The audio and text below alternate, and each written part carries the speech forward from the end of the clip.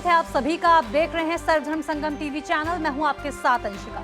आइए सीधा रुख करेंगे आज की विशेष खबरों की ओर। मुख्यमंत्री भूपेश बघेल ने अपने जन्मदिवस के अवसर पर राजधानी रायपुर में 500 सीटर बीपीओ सेंटर की शुरुआत की है। इसमें युवाओं को 12,000 से लेकर 15,000 तक का वेतन दिया जाएगा। ये छत्तीसगढ़ का पहला बीपीओ सेंटर है। मुख्यमंत्री ने सभी प्रदेशवासियों को इसकी बधाइयां और शुभकामनाएं दी। मुख्यमंत्री भूपेश बघेल ने अपने जन्मदिवस के अवसर पर राजधानी रायपुर में 500 सीटर बीपीओ सेंटर की शुरुआत की। इसमें युवाओं को 12,000 से लेकर 15,000 तक वेतन दिया जाएगा। ये छत्तीसगढ़ का पहला बीपीओ सेंटर है। मुख्यमंत्री ने सभी देशवासियों को बधाई और शुभकामनाएं दी। मुख्यमंत्री ने अपने जन्मदिवस पर छत्तीसगढ़ के युवाओं को बीपीओ सेंटर का तोहफा दिया। कलेक्ट्रेट के सामने मल्टी लेवल पार्किंग के 5वें और 6वें माले पर बने इस बीपीओ सेंटर का मुख्यमंत्री ने शुभारंभ किया। उन्होंने बीपीओ सेंटर में काम करने के लिए 100 युवाओं को जॉब लेटर्स भी दिए। इस बीपीओ सेंटर की स्थापना लगभग 10 करोड़ रुपए की लागत से की गई है। इस बीपीओ सेंटर के शुरू होने से अब रायपुर के युवाओं को उन्नत व आधुनिक सुविधाओं के जरिए रोजगार के नए अवसर भी मिलेंगे। इस बीपीओ सेंटर के जरिए छत्तीसगढ़ के युवा call centre, customer support, sales and marketing, data entry, technical support, chat support, bank and front office work, social media handling, data analysis जैसी आउटसोर्सिंग व्यवसायों से जुड़ेंगे। छत्तीसगढ़ में इस साल के अंत में विधानसभा चुनाव होना है। ऐसे में एक बार फिर ईडी की कार्रवाई को लेकर प्रदेश की सियासत गरमाई हुई है। पक्ष और विपक्ष एक दूसरे पर हमलावर है। इस पर भूपेश बघेल ने क्या कहा, आइए सुनते हैं।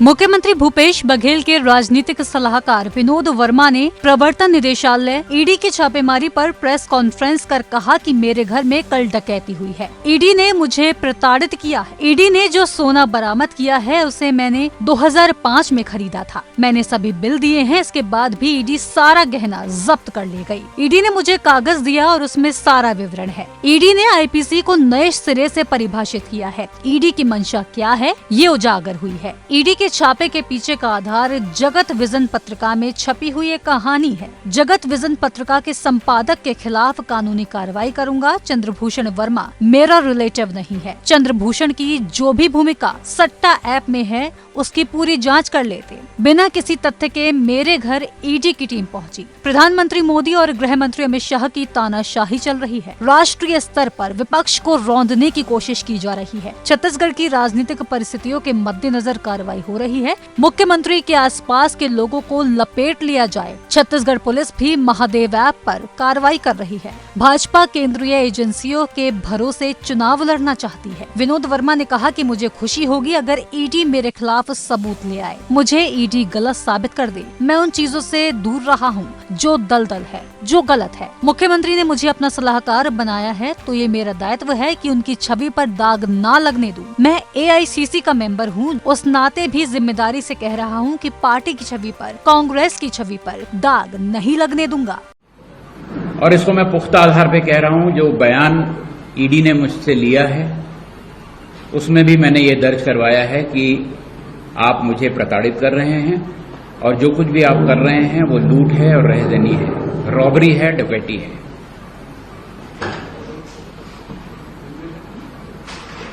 जितना सोना मेरे घर में मिला वो 2005 से 2005 में मैंने पहली बार सोना खरीदा था। मैं खरीदने लायक तभी हो पाया था।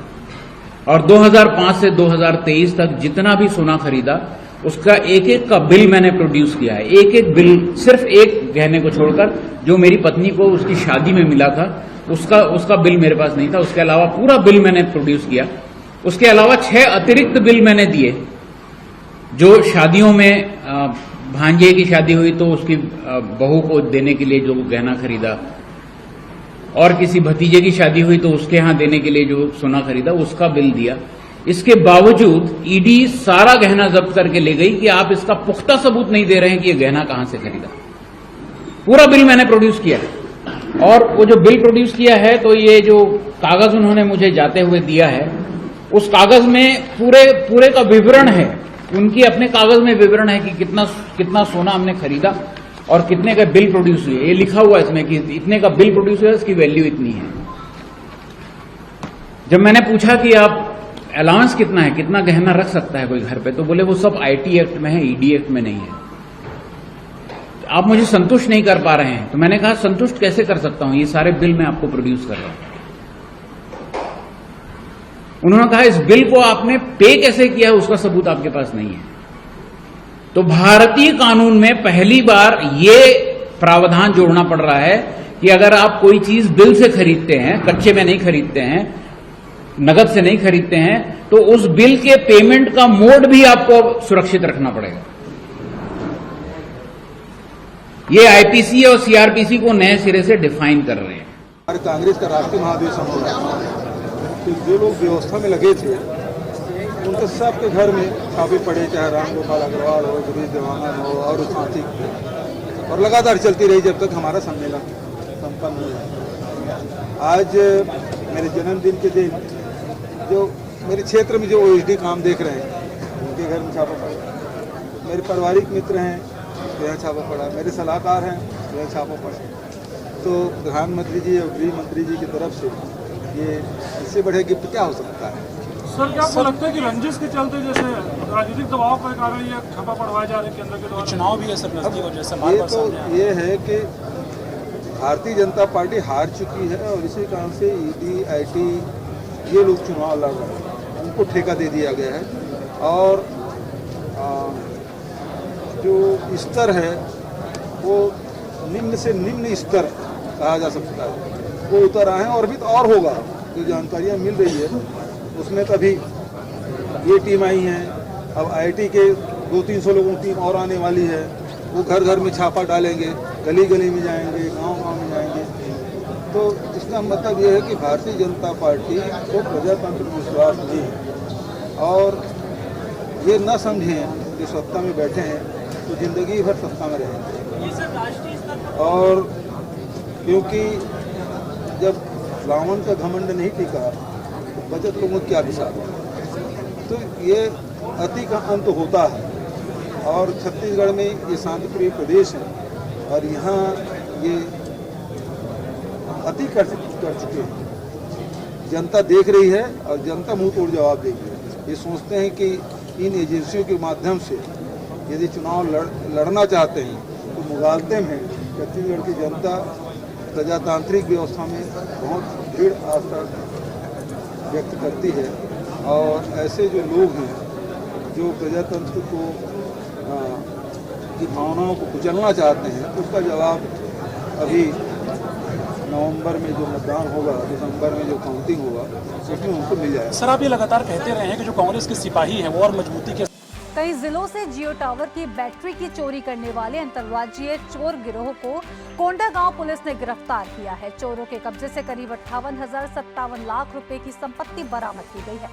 कई जिलों से जियो टावर की बैटरी चोरी करने वाले अंतर्राज्यीय चोर गिरोह को कोंडागांव पुलिस ने गिरफ्तार किया है। चोरों से करीब 58,57,000 रुपए की संपत्ति, 32 जियो टावर की बैटरी एवं 2 स्कॉर्पियो वाहन जब्त किए हैं। 8 आरोपियों को गिरफ्तार किया गया है, जिसमें से 7 आरोपी उत्तर प्रदेश व 1 कोंडागांव का निवासी है। जिला कोंडागांव में पुलिस अधीक्षक वाई अक्षय कुमार के निर्देशन में पुलिस अनुविभागीय अधिकारी कोंडागांव निमेश सिंह के नेतृत्व में कोंडागांव पुलिस ने जियो टावर की बैटरी चोरी करने वाले अंतर्राज्यीय गैंग को पकड़ा है। बता दें कि प्रार्थी द्वारा थाना कोंडागांव में रिपोर्ट दर्ज कराया गया था कि बीते दिनों ग्राम माकड़ी में लगे जियो टावर से 8 बैटरी व कोंडागांव में लगे रिलायंस जियो टावर से 3 बैटरी यानी कि कुल 11 बैटरियों को कोई अज्ञात व्यक्ति चोरी कर ले गया है। प्रार्थी की रिपोर्ट पर अपराध कायम कर विवेचना में लिया गया।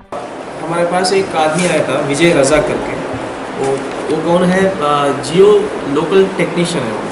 वो आके हमारे पास एक शिकायत किया था कि 22 जुलाई को और 28 जुलाई को एक तो माकड़ी जियो टावर बैटरी 8 चोरी हुआ है माकड़ी में, और एक कुमारपारा कोंडागांव से एक 3 जियो का बैटरी चोरी हुआ है, टावर का बैटरी।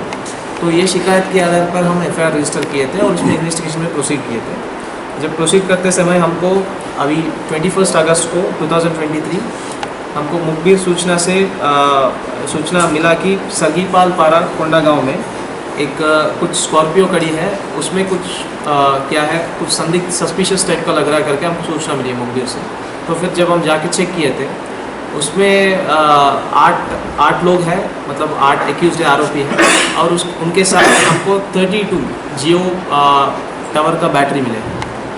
तो फिर उनको जब हम कब्जा में लिए थे और उनको ताना ला के पूछताछ करना शुरू किए थे, उससे हमको पता चला कि ये लोग यही लोग चोर लोग हैं, यही लोग स्वीकार भी किए थे, ये लोग चोरी किए करके। ये लोग क्या है, हमारा कोंडागांव जिला से 11 बैटरी ये लोग चोरी किए थे, उसका पूरा रिकवरी हम कर लिए थे। और बाकी जितने भी हैं वो ये लोग बस्तर जिला से और बालोद जिला से भी बैटरी चोरी किए थे, वो भी बैटरी इसमें शामिल है।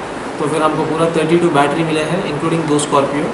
कुल मिला के इनका वैल्यू है अराउंड 58 लाख। कांग्रेस में विधानसभा चुनाव लड़ने के इच्छुक दावेदार इन दिनों ब्लॉक कांग्रेस कमेटी के समक्ष आवेदन कर रहे हैं।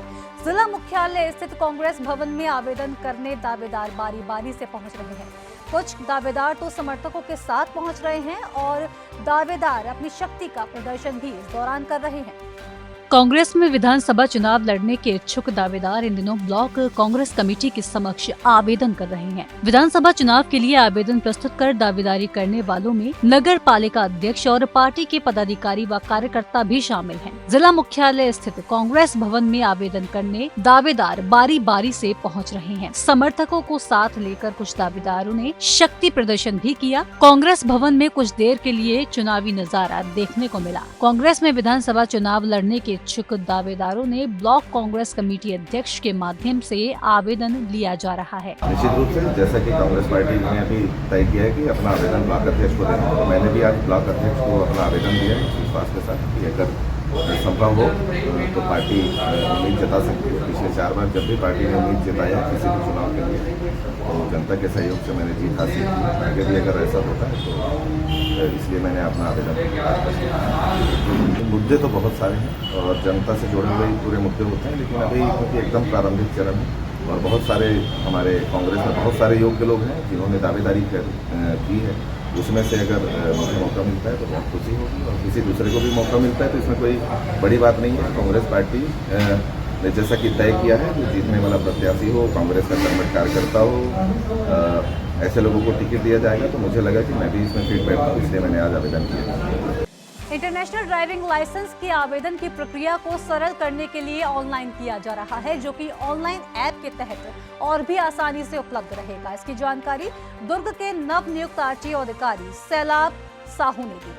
इंटरनेशनल ड्राइविंग लाइसेंस की प्रक्रिया को ऑनलाइन करने के आवेदन के लिए सरलीकरण भी किया जा रहा है, जो कि ऑनलाइन ऐप के तहत और भी आसानी से उपलब्ध रहेगा। इसकी जानकारी देते हुए नवनियुक्त आरटीओ अधिकारी दुर्ग सैलाब साहू ने बताया कि नियमों को और सरल करने सरकार के प्रयासों को बढ़ावा देने के लिए online international driving licence portal के माध्यम से लॉन्च किया जा रहा है, जो कि अपने नए स्वरूप में जल्द ही लाइसेंस धारकों के लिए उपलब्ध होगा और लोग आसानी से इस प्रक्रिया को पूरा कर अपने लाइसेंस प्राप्त कर सकेंगे और नए स्वरूप में लोगों को इंटरनेशनल ड्राइविंग लाइसेंस भी मिलेगा। इंटरनेशनल ड्राइविंग जो लाइसेंस है उसका भी भारत सरकार ने फॉर्मेट चेंज किया है। पहले 1 पेज में इंटरनेशनल ड्राइविंग लाइसेंस बनता था, अभी 11 पेज का एक बिल्कुल पासपोर्ट की तरह दिखने जैसा एक बुकलेट है, जिसमें आप जब भी इंटरनेशनल ड्राइविंग लाइसेंस बनाएंगे तो उसमें एंट्री की जाती रहेगी एक बार इशू करने के बाद। ये भी जल्द ही लागू होने वाला है। कब तक उम्मीद कर सकते हैं सर आम जनमानस को इसका लाभ मिलने लगेगा, और इसका प्रोसेस कैसा रहेगा, ऑनलाइन रहेगा या यहाँ ऑफिस में भी आकर के लोग आम जनमानस कर पाएंगे? और इंटरनेशनल ड्राइविंग लाइसेंस बनाने के लिए आपको पहले से ड्राइविंग लाइसेंस होल्डर होना चाहिए और जिस कंट्री में आप जा रहे हैं वहाँ के लिए आपका वीज़ा और पासपोर्ट होना चाहिए। इसके साथ ही आप इसको ऑनलाइन अप्लाई कर सकते हैं और अब हमने आधार ऑथेंटिकेशन से भी इंटरनेशनल ड्राइविंग लाइसेंस बनाने की सुविधा दी हुई है। तो यदि आप आधार ऑथेंटिकेट करके आईडीपी के लिए अप्लाई करते हैं तो आपको कार्यालय आने की आवश्यकता नहीं होगी। और इसी के साथ इस बुलेटिन में इतना ही। फिर होगी आपसे मुलाकात, तब तक के लिए आप देखते रहिए सर्वधर्म संगम टीवी चैनल। नमस्कार।